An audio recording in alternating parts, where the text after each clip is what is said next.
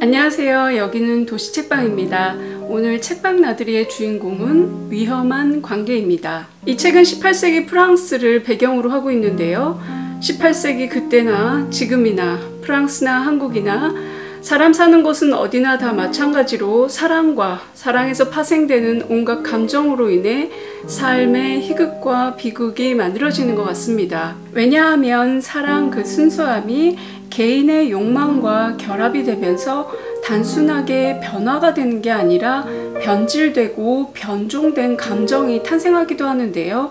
많은 사람들은 그걸 사랑이라고 착각하기도 합니다. 사랑에서 출발했기 때문에 이 또한 사랑이라고 믿지만 자신의 욕망이 상대를 사랑하는 마음보다 더 커지면 이기적이고 파괴적인 결말을 맞기도 합니다. 그렇다고 해서 제가 이건 사랑이다, 이건 사랑이 아니다 라고 딱 잘라서 얘기할 수도 없는데요. 사랑이라는 것은 인간 누구나 가지고 있는 보편적인 거의 본능에 가까운 본성이긴 하지만 그것이 표현되는 방식은 문화와 시대와 개인의 차가 있기 때문에 저도 확실하게 얘기를 할 수가 없습니다. 그렇기 때문에 저는 다른 사람의 이야기를 듣거나 아니면 이렇게 책을 보면서 간접 경험 쌓기를 굉장히 좋아하는데요. 그래서 대부분의 그 간접 경험 같은 경우에는 야, 누가 누구랑 사귀는데 이러이러했대 라고선 제가 듣는 사람의 직접적인 이야기보다는 어떤 제3자의 경험을 전달하는, 그래서 일종의 소문이라든지 어떤 가십일 수도 있고요.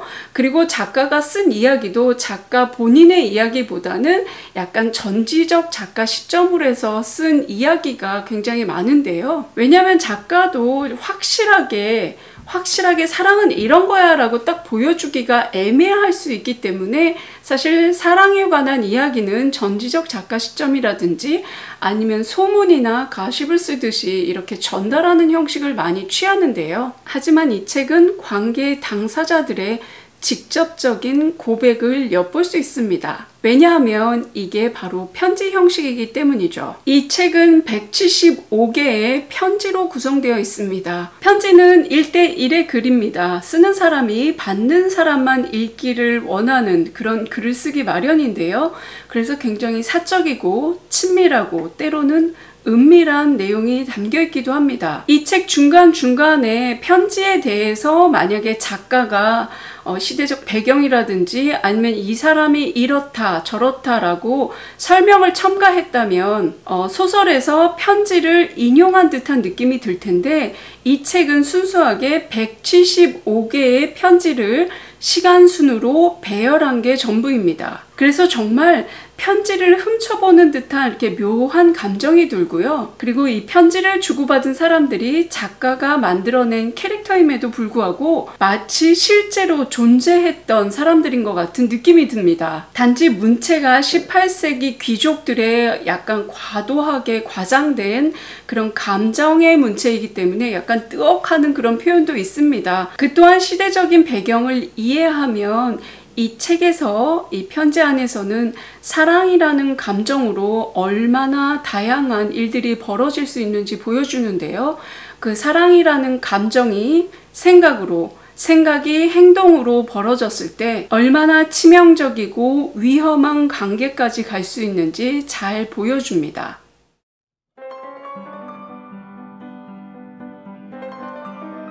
위험한 관계는 5번이나 영화로 만들어졌을 만큼 심리 묘사와 캐릭터가 매력적인데요. 저는 원작을 읽고 5편의 영화 중에서 1988년 개봉한 위험한 관계와 2003년 개봉한 스캔들 조선 남녀 상렬지사를 봤습니다. 이 영화 2개 모두 원작을 뛰어넘는 연기와 심리 묘사가 탁월한데요. 1988년 위험한 관계에서는 존 말코비치의 표정 연기가 정말 대단했고 키아누 리브스와 우마 서먼의 앳된 모습에 감탄했죠. 그럼에도 스캔들 조선 남녀 상렬지사를 더 높게 평가하고 싶습니다. 그야말로 속되기 그지없고 경박하고 천박하기까지 한 모습 속에서 슬프고 아름다운 정서가 짙게 깔려 있습니다. 위험한 관계의 이 책이 지금 200년이 지난 후에도 인간의 심리를 투영하고 있듯이 스캔들은 우리나라 영화에 남을 만한 수작이 아닌가 생각합니다. 저는 책은 아주 오래전 대학교 시절에 읽었고 영화는 최근에 봤습니다. 그러고 나서 다시 이 책을 읽었는데요. 배우들을 상상하면서 읽는 재미 또한 있었습니다. 이 책의 줄거리는 사실 단순합니다. 사랑이라는 이름으로 인간의 마음과 감정을 정복하고 통제하는 프랑스 사교계의 나쁜 여자와 나쁜 남자가 만들어내는 안타까운 이야기입니다. 일반적으로 사랑에 있어서 나쁜 남자, 나쁜 여자 이러면 마음의 표현이 없는 좀 무덤덤한 사람으로 여겨지기도 하지만 정말 나쁜 남자, 나쁜 여자는 사람의 마음을 갖고 노는 인간들이죠. 사랑이라는 이름으로 조롱하고 사람의 마음을 조정합니다. 자신의 예측과 계산대로 움직이도록 치밀하게 계획하죠. 그게 마치 뭐라도 된 듯 그런 식으로 자신의 존재감을, 자신의 욕망을 채우는 인간들입니다. 이 책에서는 메르테유 후작 부인과 발몽 자작으로 대표되는데요. 18세기 프랑스 혁명이 일어나기 바로 직전에 향락적인 프랑스의 사교계를 대표하는 메르테유 후작 부인이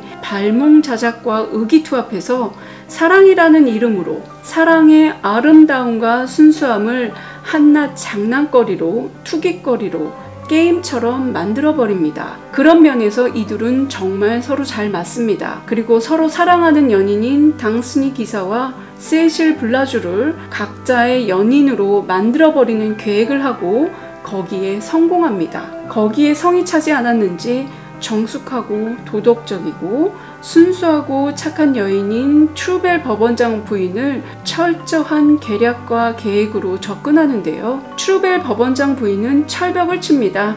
하지만 결국 발몽의 마음에 넘어가고 마는데 발몽 역시 트루벨 법원장 부인의 진실한 사랑을 깨닫게 되죠. 하지만 이는 메르테유 후작 부인의 질투를 일으키고 맙니다. 사랑이라는 감정이 얼마나 사람을 약하게 만드는지, 그리고 인간은 기본적으로 사랑받고 인정받고 이해받고 싶어 하는지 잘 나타나 있는데요. 역으로 이런 감정을 이용하는 나쁜 사람이 점점 많아져서 사랑이라는 순수함을 못 믿게 되는 건 아닌지. 이야기의 끝은 씁쓸하다 못해 비극적입니다. 원작이나 영화에서 모두 메르테유 후작 부인과 발몽 자작이 서로 사랑하는 사이인 것처럼 나오는데요. 글쎄 저는 의심스럽기만 합니다.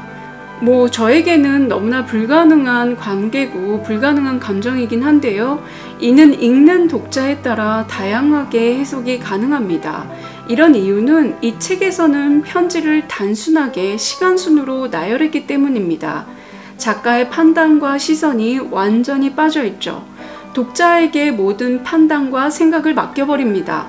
누가 나쁜 놈인지 누가 착한 놈인지 당신이 알아서 결정하쇼. 이런 식인 거죠.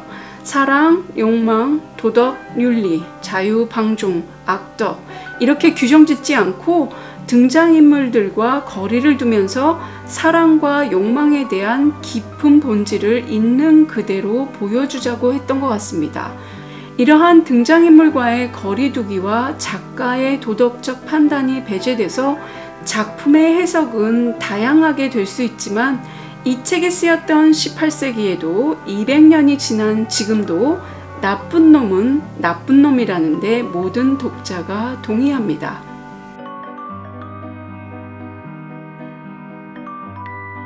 위험한 관계의 이야기를 이끄는 마르테유 후작과 발몽 자작은 굉장히 치밀하고 계산적인데요.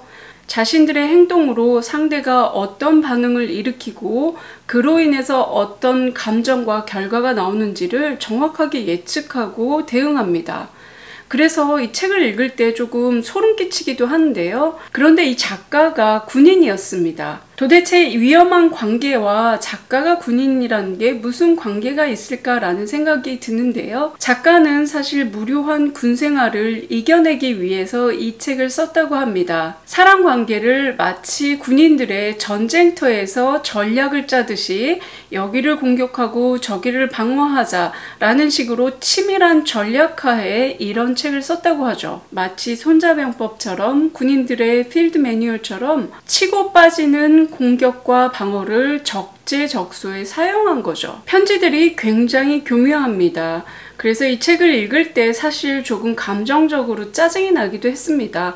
이 책의 끝에 가서는 사람들의 마음을 가꾸는 사람들이 병에 걸리고 죽게 되는데요. 그게 어떤 통쾌함이나 짜릿함을 주지 못하고 오히려 더 찝찝하고 애처로운 감정이 진하게 남게 됩니다. 그리고 이 책의 시대적 배경은 18세기, 그러니까 프랑스 혁명이 일어나기 바로 직전에 극단적으로 치달았던 프랑스의 사교계입니다. 그때는 계몽주의라는 이름으로 이성이 굉장히 높게 평가되던 시절이었었는데요. 이성은 머리와 합리의 영역입니다. 하지만 사랑은 가슴과 감성의 영역이죠. 그래서 사랑에 빠지는 것은 이성을 잃어버릴 수 있는 위험한 단계였던 것입니다. 신분과 이성의 사회에서는 남자 여자가 사랑보다는 자신의 신분과 어떤 조건과 사회적인 배경으로 정략 결혼을 하게 되고, 그 이후에 진정한 사랑을 찾거나 아니면 욕망을 채우는 기이한 기형적인 관계가 나올 수밖에 없었습니다. 이러한 시대적 배경으로 위험한 관계, 이 책에서는 사랑과 욕망을 구분하지 못하는 다양한 인간상들이 보여집니다. 사실 이 작품이 지금까지도 우리에게 많이 와닿는 이유가요, 지금도 사랑이 무엇인지, 결혼이 무엇인지 잘 모르잖아요. 얼마 전에 종영된 그 부부의 세계도 마찬가지고, 정말 사랑과 결혼을 유지할 수 있는 방법은 인간 삶의 영원한 화두인 것 같습니다. 그래서 이러한 본질적인 인간의 본성을 다루는 이 심리 묘사 때문에 지금까지도 많은 사랑을 받고 있는 책이 아닌가, 그런 생각이 드는데요. 사랑이 감성의 영역이라면 그 사랑의 감정을 어필하는 데는 많은 노력이 필요한데요. 상대의 마음을 열기 위해, 상대의 마음을 얻기 위해, 그리고 그 마음에 내 마음을 전달하기 위해, 그래서 서로의 마음을 확인하고 주고받는 과정이 필요한데요. 그 과정에는 상당히 많은 노력이 필요합니다. 그래서 연애와 사랑이 어려운지도 모르겠어요. 얼마 전에 제가 변호사인 친구를 만났는데요. 그 친구를 통해서 들은 여러 가지 삶의 모습, 관계의 모습을 듣고 나서 저 역시도 굉장히 관계 자체에 자신이 없어지고 씁쓸해졌는데요. 이 책도 마찬가지였습니다. 인간의 경박하고 또는 추잡한 욕망이 고스란히 드러나서 그렇게 썩 유쾌한 책은 아니었습니다. 그럼에도 불구하고 서로 사랑하시는 분들 알콩달콩하게 아삼아삼하게 좋은 시간 보내시기 바라고요. 내가 좋아하는 사람이 나를 좋아하는 것은 기적이다 라는 어린 왕자의 말로 이번 영상 마무리하겠습니다. 지금까지 도시책방에 머물러 주셔서 감사합니다. 이번 영상이 마음에 드셨다면 구독과 좋아요, 댓글과 공유로 응원 부탁합니다. 그럼 도시책방은 책 많이 읽고 다음 영상으로 찾아뵙겠습니다. 감사합니다.